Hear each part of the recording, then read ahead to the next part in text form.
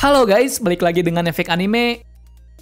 Seperti yang kalian ketahui, pada chapter kemarin kita dikasih dua misteri yang begitu mencengangkan. Yang mana di sisi dari dunia baru terbentuk suatu organisasi yang dikenal sebagai Cross Guild yang dikomandoi oleh Bagi Sencho. Misteri satunya lagi mengenai orang dengan luka api.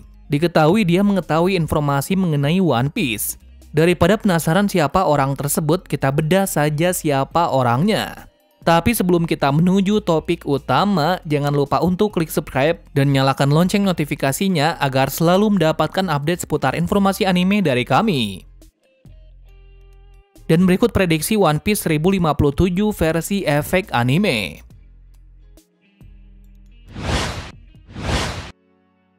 Cross Guild merupakan sebuah organisasi atau kelompok radikal yang mengcounter pemerintahan dunia, di mana tujuannya adalah memburu angkatan laut dengan hadiah bounty sama seperti yang dilakukan oleh angkatan laut kepada bajak laut. Dengan hal ini pula, maka bajak laut pun juga tidak akan segan-segan melawan angkatan laut. Apalagi bounty yang diberikan pun sama besarnya.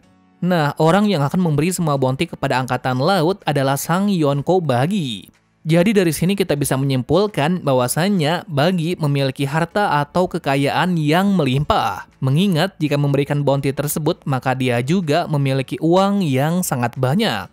Terus apa tujuan utama dari kelompok ini? Satu hal yang pasti, mereka ingin menyingkirkan pemerintah dunia dari era ini. Dengan kata lain, agar angkatan laut tidak berkuasa seperti ini lagi. Hal baiknya dari gebrakan besar ini ialah bila semuanya telah tercapai, maka satu hal yang pasti, Bagi akan memiliki kekuasaan yang tinggi dan absolut yang akan menggantikan pemerintah dunia. Lalu apakah Cross Guild bisa menggulingkan pemerintah dunia? Jawabannya pun pasti sangat susah, dikarenakan lawan mereka adalah angkatan laut yang memiliki armada yang sangat banyak. Tidak hanya itu, mereka juga mempunyai orang berbakat dan kuat seperti para Admiral. Sehingga dari sini mungkin akan sangat sulit untuk menggulingkan pemerintah dalam waktu dekat. Meski begitu, tidak menutup kemungkinan bahwa Cross Guild tidak akan kalah sepenuhnya, dikarenakan mereka juga memiliki Mihawk dan Crocodile. Walaupun masih mereka berdua saja yang ditunjukkan, tidak menutup kemungkinan pula beberapa orang kuat dari bajak laut maupun para penduduk penentang pemerintah akan bergabung dengan mereka. Karena di sini kita sudah mengetahui fakta, mulai ada beberapa kerajaan yang secara terang-terangan menentang pemerintahan. Adanya kondisi ini menyebabkan kelompok dari Bagi ini juga semakin besar dan besar.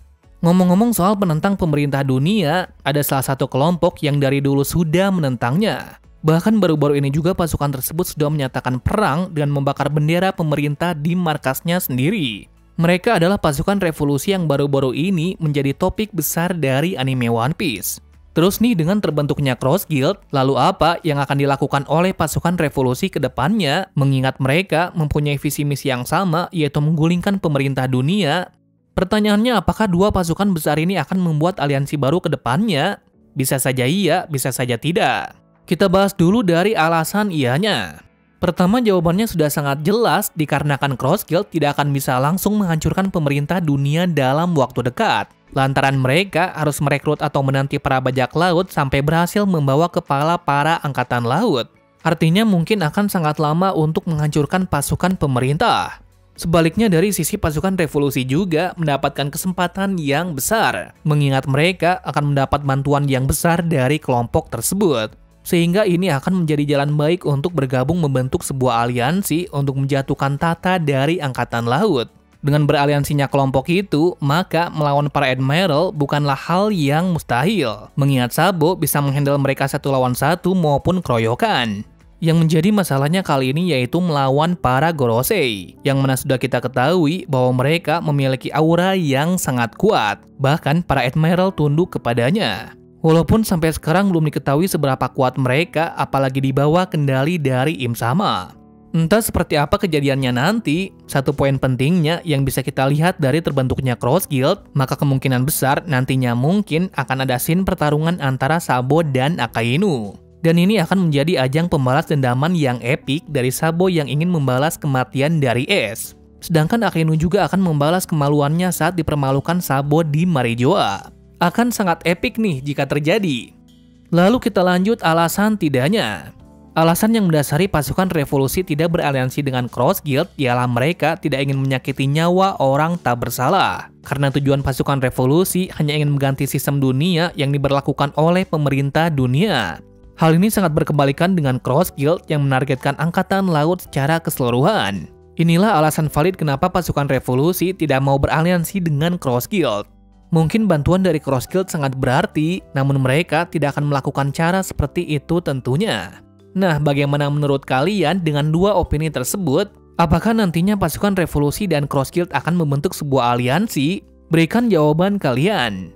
Kemudian kita juga akan membahas alasan apa yang mendasari Mihawk dan Crocodile mau membentuk aliansi ini.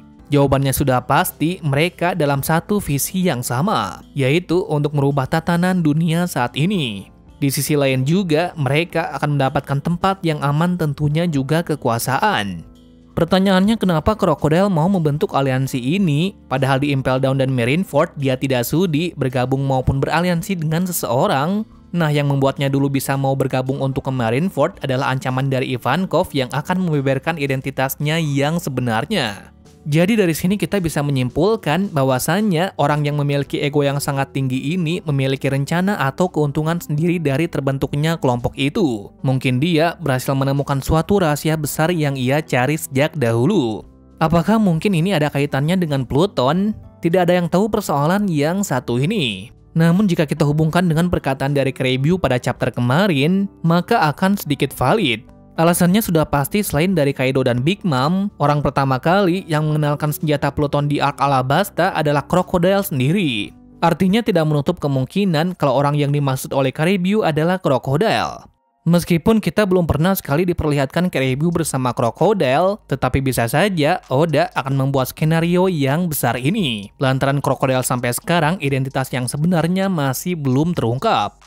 Bila dia mendapat informasi mengenai Pluton, maka dia akan menggunakan kekuasaannya sebagai pendiri Cross Guild untuk menyerbu Wano Kuni. Entah kenapa hal ini terasa akan benar-benar terjadi, karena terungkapnya senjata Pluton juga bersamaan dengan terbentuknya aliansi Cross Guild. Apalagi Kurotopi Jerami akan pergi dari Pulau Wano ini dalam waktu dekat, sehingga ini adalah waktu yang tepat untuk mendapatkan senjata itu. Lanjut pada alasan Mihawk mau membentuk aliansi dengan Buggy. Untuk menjawab hal ini mungkin susah, dikarenakan jika kita melihat karakter dari Mihawk yang cuek dan pemilih, maka sudah pasti dia tidak akan membentuk kelompok ini. Mungkin sama seperti Crocodile yang memiliki alasan yang lain. Lalu apakah alasan dari Mihawk bergabung dengan kelompok ini? Jawaban paling utama dan paling tepat adalah agar tidak kerepotan saat diincar oleh Angkatan Laut, sama seperti saat menjadi Shichibukai. Jika demikian, kenapa dia tidak memilih bergabung dengan bajak laut Shanks? Mungkin inilah yang akan dikatakan oleh Mihawk, yang mana sudah saatnya untuk menyerang Angkatan Laut yang tidak memiliki keadilan. Kurang lebih mungkin itu saja pendapat kami mengenai alasan dari Mihawk dan Crocodile bisa membentuk aliansi dengan Buggy. Salah atau benarnya kita hanya bisa lihat pada chapter selanjutnya. Setelah membahas mengenai kelompok ini, kita akan beralih kepada orang yang memiliki tanda api seperti yang dikatakan oleh Kid dan Killer. Siapakah orang ini sebenarnya? Kenapa Kid dan Killer mengatakan bahwa orang ini memiliki informasi mengenai One Piece?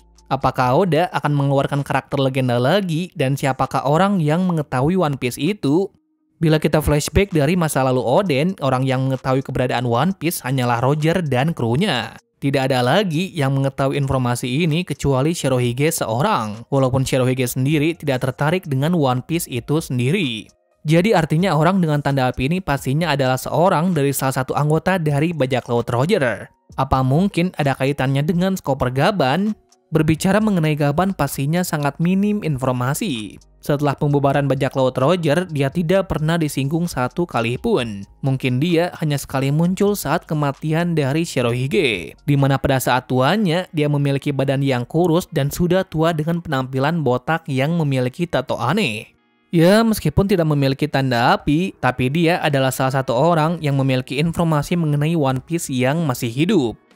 Well, itu saja pembahasan mengenai prediksi 1057 yang akan datang. Meskipun kita masih belum bisa memastikan siapa pria dengan tanda api, tapi mulai dari sini mungkin kita diperkenalkan dengan karakter baru yang memiliki hubungan dengan One Piece yang belum diulas sama sekali. Terima kasih sudah menonton video ini dan sampai jumpa di video selanjutnya.